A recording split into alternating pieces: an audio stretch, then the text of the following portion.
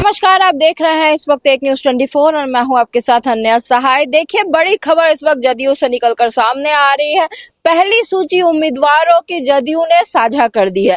57 सीटों पर अपने उम्मीदवारों की जो सूची है नामों की, वो और उनके विधानसभा क्षेत्रों के नाम के साथ जो है जदयू ने जारी कर दी है। और साथ ही आपको ये बताएं कि कुछ ही समय पहले मीडिया से बात करते हुए कार्यकारिणी अध्यक्ष जदयू संजय झा ने ये भी कहा था कि भाई जदयू जो है वो जल्द से जल्द अपने उम्मीदवारों की सूची जो है वो साझा करेगा। और साथ ही विपक्ष पर भी हमला बोला था। सबसे पहले हम आपको कुछ खास सीटों के बारे में बताएं जिस पे गहन मंथन चला था। उनमें से है, सबसे पहले महनार की बात बताएं तो वहां से उमेश कुशवाहा जो कि जदयू के प्रदेश अध्यक्ष हैं वो लड़ने वाले हैं।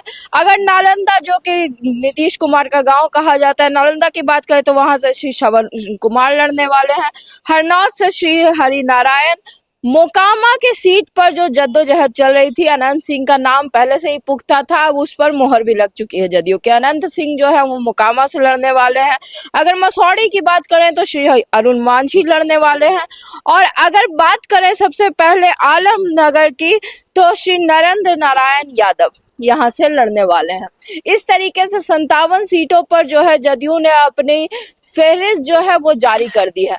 बड़ी बात यह है कि संजय झा ने कहा था कि हर एक सीट पर नीतीश कुमार ने स्वयं ही मंथन किया है और मंथन करने के बाद हर एक सीट का निर्णय लिया है और हर एक उम्मीदवार के सारे पहलुओं को अच्छी तरह से जांचा परखा गया।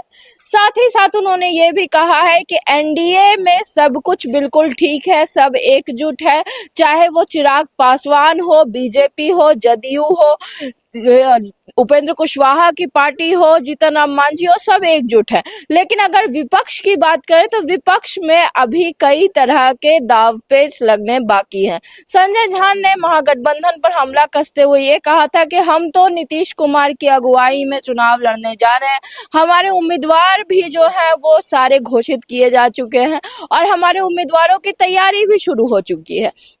लेकिन अगर बात करें महागठबंधन की तो अभी तक सीट शेयरिंग ही नहीं हो पा रही है, तो उम्मीदवारों के चयन में तो खासा दिक्कत आएगी। सबसे बड़ी बात यह है कि लगातार जो है एनडीए वो महागठबंधन पर हमला कसते नजर आ रहा है। और बात भी देखने वाली ये है कि अभी तक सीट शेयरिंग ही सामने नहीं आ रही है, लेकिन सुनने में तो ये भी आ रहा है कि तेजस्वी यादव आज राघोपुर से अपना नामांकन दर्ज करने वाले हैं। बिना सीट शेयरिंग के और बिना सीटों का बंटवारे के साझा किए ही उम्मीदवार जो है वो अपना नामांकन शुरू करने वाले हैं। आखिर कब तक महागठबंधन में सीट शेयरिंग सामने आएगी और कब जाकर के सारे उम्मीदवारों का नाम जो है वो सबके सामने साझा होता है, सारी खबरें हम आप तक पहुंचाते रहेंगे। फिलहाल हम आपको अपनी स्क्रीन पर जदयू के सारे उम्मीदवारों की लिस्ट भी दिखा रहे हैं। तो जैसा कि आपने देखा, 57 लिस्ट के नाम जो है वो सीटों पर साझा कर दिए गए हैं जदयू के द्वारा। आगे भी जो खबरें होती रहेंगी हम आप तक पहुंचाते रहेंगे। हमारे साथ बने रहिए और देखते रहिए एक न्यूज़ 24। धन्यवाद।